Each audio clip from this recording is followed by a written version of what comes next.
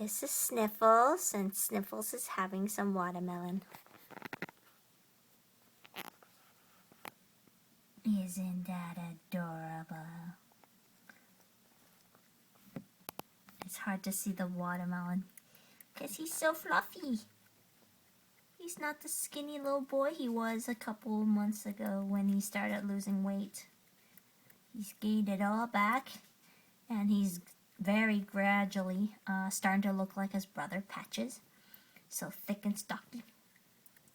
The way a healthy hamster should look, not skinny and scrawny. Yeah.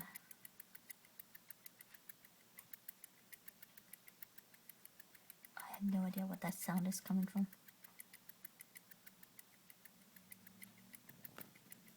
It sounds almost like a scritching sound.